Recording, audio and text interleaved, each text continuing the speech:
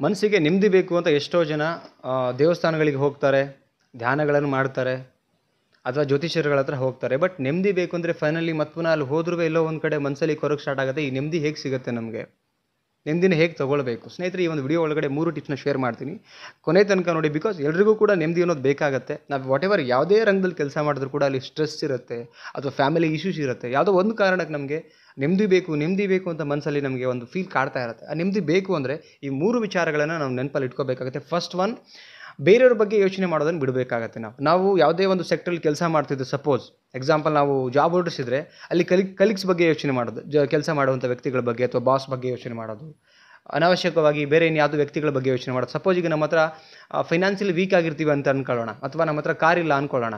ನಾವೀಗ ಕಾರ್ ಇರ್ತಕ್ಕಂಥ ವ್ಯಕ್ತಿಗಳನ್ನ ನೋಡಿಬಿಟ್ಟು ನಮ್ಮ ಹತ್ರ ಕಾರ್ ಇಲ್ಲ ಅಂತ ಕೊರಗ್ತೀವಿ. ನಾವು ಯೋಚನೆ ಮಾಡಿ ಪ್ರಯತ್ನ ಮಾಡೋದು ಬೇರೆ, ಕೊರಗೋದು ಬೇರೆ, ಚಿಂತೆ ಮಾಡ್ತಾ ಕೂತ್ಕೊಳ್ತೀವಿ. ಸಪೋಸ್ ನಾವು ಹಿಂಗೆ ಯೋಚನೆ ಮಾಡಬೇಕಾಗತ್ತೆ, ಅಟ್ಲೀಸ್ಟ್ ನಮ್ಮ ಹತ್ರ ಕಾರ್ ಇಲ್ಲದೆ ಇರ್ಬೋದು, ಬಟ್ ಕಾಲಿದೆ. ಎಷ್ಟೋ ಜನರ ಹತ್ರ ಏನು ಕಾಲೇ ಇರಲ್ಲ, ಕಾರು ಹಾಳಾಗಿ ಹೋಗಲಿ ಕಾಲೇ ಇಲ್ಲ ಅಂಥ ವ್ಯಕ್ತಿನೂ ಬದುಕ್ತಾ ಇದ್ದಾರೆ. ಸೊ ಆ ಥರ ನಮ್ಗಿನ್ನ ಕೆಟ್ಟ ಪರಿಸ್ಥಿತಿನಲ್ಲಿ ಬದುಕುವಂಥ ಕೆಟ್ಟ ಪರಿಸ್ಥಿತಿಯಲ್ಲಿ ಬದುಕುವಂಥ ವ್ಯಕ್ತಿಗಳನ್ನು ನಾವು ನೆನಪು ಮಾಡ್ಕೊಬೇಕಾಗತ್ತೆ. ಆವಾಗ ನಮ್ಮಲ್ಲಿ ಒಂದು ರಿಯಾಲಿಟಿ ಗೊತ್ತಾಗುತ್ತೆ. ಆ ರಿಯಾಲಿಟಿ ಮನಸ್ಸಿಗೆ ನಮಗೆ ಓಕೆ ಆದಾಗ ನೆಮ್ಮದಿ ಆಟೋಮೆಟಿಕ್ಲಿ ಬರುತ್ತೆ. ಸ್ನೇಹಿತರೆ, ಫಸ್ಟ್ ಪಾಯಿಂಟ್. ಸೆಕೆಂಡ್ ಪಾಯಿಂಟಿಗೆ ಹೋಗೋಣ.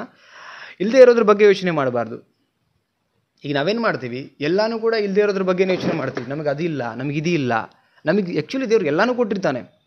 ಮೇಯ್ನಾಗಿ ನಮ್ಗೆ ಆರೋಗ್ಯ ಸಿಕ್ಕಿರತ್ತೆ. ಎಷ್ಟೋ ಜನಗಳಿಗೆ ಆರೋಗ್ಯನೇ ದೊಡ್ಡ ಆಸ್ತಿ, ಬಟ್ ಕೆಲವರಿಗೆ ಅದು ಏನೂ ಇರೋದೇ ಇಲ್ಲ ಪಾಪ.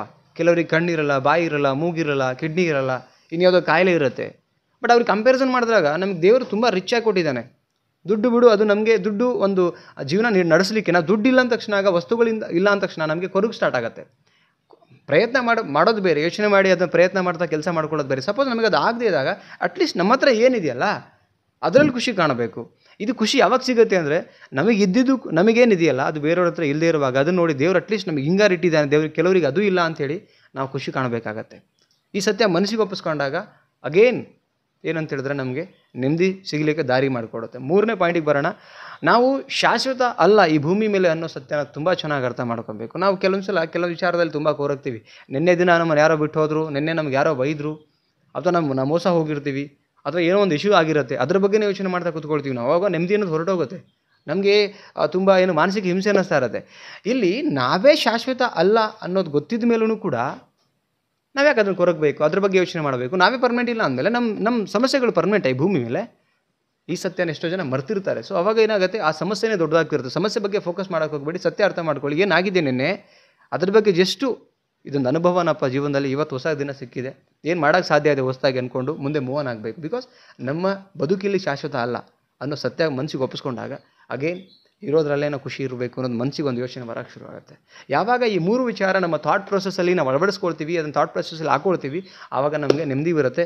ಏನಿದೀವಿ ಅದರಲ್ಲಿ ಖುಷಿ ಕಾಣ್ತೀವಿ, ಮತ್ತು ಹೊಸ ಹುರುಪು ಬರುತ್ತೆ ಲೈಫಲ್ಲಿ. ನಾವು ಮತ್ತೆ ಸಕ್ಸಸ್ ಕಡೆ ಹೋಗ್ಬೋದು ಅಂತ ಹೇಳ್ತಾ, ಸ್ನೇಹಿತರೆ, ಈ 3 ಪಾಯಿಂಟ್ ಬಗ್ಗೆ ನಿಮ್ಮ ಅನಿಸಿಕೆ ಏನನ್ನಿಸ್ತು ಕಮೆಂಟ್ ಮಾಡಿ ತಿಳಿಸಿ. ಆ್ಯಂಡ್ ವಿಡಿಯೋಗೆ ಲೈಕ್ ಮಾಡಿ, ಇದನ್ನು ಎಲ್ರಿಗೂ ಶೇರ್ ಮಾಡಿ. ನಮ್ಮ ಚಾನಲ್ಗೆ ಹೊಸಬರಾಗಿದ್ದರೆ ದಯವಿಟ್ಟು ಸಬ್ಸ್ಕ್ರೈಬ್ ಮಾಡಿ, ಸಪೋರ್ಟ್ ಮಾಡಿ. ಮತ್ತೊಂದು ಟಾಪಿಕಲ್ಲಿ ಸಿಗ್ತೀನಿ.